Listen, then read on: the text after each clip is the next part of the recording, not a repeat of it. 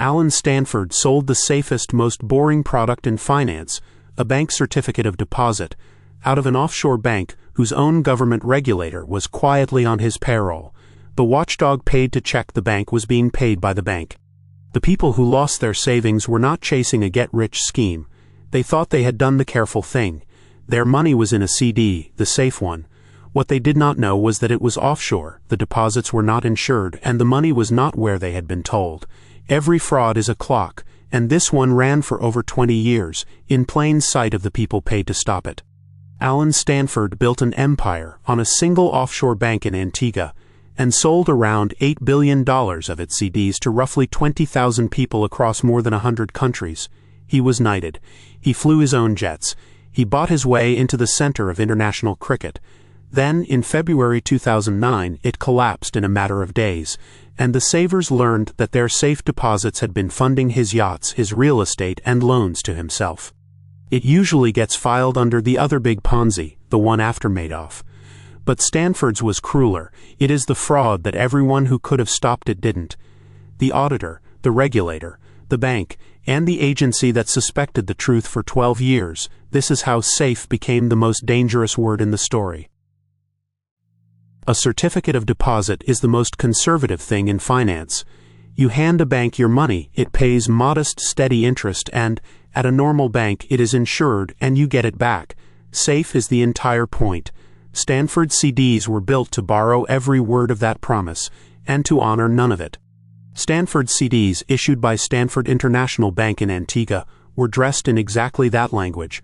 But they were offshore, they were not insured, and they paid returns a real CD never could, consistent double digits, into the mid-teens in some years. His American salespeople told ordinary savers the CDs were at least as safe as money in a U.S. bank. So where was the money? The bank said it sat in a diversified portfolio of liquid securities, watched by a team of more than 20 analysts. In reality, only a small fraction was actually run that way. More than 80% of the bank's assets sat in a tier controlled by just two men, Stanford and his chief financial officer.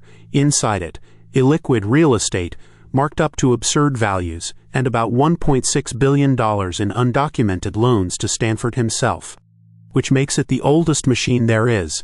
There was no engine earning those steady returns. The interest and the withdrawals for old depositors were paid out of the deposits of new ones. It only had to keep more money coming in than going out, and because the CDs looked so safe, the money kept coming in. So could anyone have seen it? Yes, and one number nearly shouted it. In 1995, the bank reported a return of 15.71%. The next year, 1996, it reported the same figure again, 15.71%, identical to the 0.01%, 2 years running. For a genuinely diversified global portfolio, that is almost a statistical impossibility. Markets do not repeat themselves to 2 decimal places. Stanford's own performance consultant called identical results impossible. Even his chief investment officer admitted they were improbable.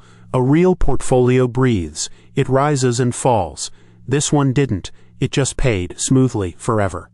The books, meanwhile, were barely being checked. A multi-billion-dollar bank is supposed to be audited by a serious firm. Stanford's was audited by a man named Charlesworth Hewlett, working essentially alone out of an office in Antigua and 2 rooms in London. And he signed off on the bank's accounts year after year. In January 2009, weeks before everything came apart, that auditor died. And it had been written down. In early 2009, an analyst named Alex Dalmati looked at the public numbers and laid it out plainly. Impossibly smooth returns, a tiny board, a bank that simply did not add up. If it walks like a duck, he wrote. The warning was on paper. The only question was whether the people whose job it was to look had been looking or had been paid not to. The man whose job was to inspect the bank was working for the bank. Every offshore bank has a regulator. Stanford International Bank's was Antigua's Financial Services Regulatory Commission, run by a man named Leroy King. King's job was to examine the bank and to verify that what it told the world was true. Instead, he was taking Stanford's money. King later admitted it under oath. More than $500,000 in cash, Super Bowl tickets, flights on Stanford's private jets. In exchange, He did not examine the bank, he simply relied on the figures Stanford handed him. And when the American regulator, the SEC, sent formal questions to Antigua, King let Stanford's own people draft the answers on the regulator's official letterhead, and sent them back as if they were independent. The watchdog was mailing in the replies the suspect had written for him. Which leaves the SEC itself, and here the uncomfortable truth is that it did not need King's help to catch this. It nearly did, again and again, and then stopped.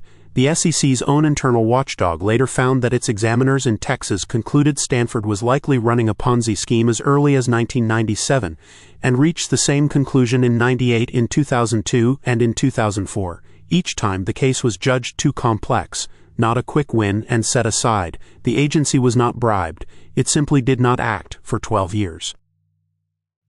So what finally ended it? The same thing that ends every scheme like this. Too many people asking for their money back at once. When the financial crisis hit in 2008, and weeks after Bernie Madoff's fraud collapsed, Stanford's depositors tried to redeem their CDs, but there was no real portfolio to sell, and the cash to pay them did not exist. On the 17th of February, 2009, the SEC moved, froze everything, and put the company into receivership. The safe CDs were worth a fraction of the balances on the statements. Around 20,000 people in more than 100 countries found their savings gone. Roughly 3/4 of the money had come from Latin America, and many of the victims were retirees who believed they had bought the one thing they could not afford to lose: safety. The courts spent years on the rest. Alan Stanford was convicted in 2012 on 13 counts and sentenced to 110 years. He is still in prison and still says he did nothing wrong. His chief financial officer, who turned witness against him, served 5 years, and the Antiguan regulator, Leroy King, was eventually extradited to the United States, pleaded guilty, and was sentenced to 10 years. And the depositors? For years they got almost nothing, less than a penny on the dollar, while the cost of unwinding the fraud ate up more than half of what was recovered. It was only after more than a decade of suing the banks that had moved Stanford's money, one settlement alone was over $1 billion, that the recoveries climbed past $2.5 billion. A real fraction at last, still years too late. Look at the chain of people who could have stopped this. The auditor who rubber-stamped the books and died weeks before the end. The regulator who was paid to look away. The banks that moved the money for years. And the agency that suspected the truth for over a decade and chose easier cases. Alan Stanford built the lie. But it stood for 20 years because one by one every guardrail was either removed or asleep or bought. We remember Madoff as the bigger number. But Madoff faked returns on a strategy. Stanford faked something more basic and crueler. The promise of safety itself. His victims were not gambling. They had been told the most boring, most reassuring word in finance, deposit, and they believed it because that is what the word is for. And that is the uncomfortable lesson. Safe is not a property a product has. It is a claim someone makes, and someone else is supposed to check. When the checker is asleep or absent or paid, the word means nothing at all. Safety isn't something you're sold. It's something someone has to actually go and verify. 11 frauds, 1 clock, money, a phone call, code, a machine, a signature, a coin that was only a number, a profit that was never cash, a risk dressed up as arbitrage, gold from the wrong place, a cost that called itself an asset, and now a deposit that was never safe.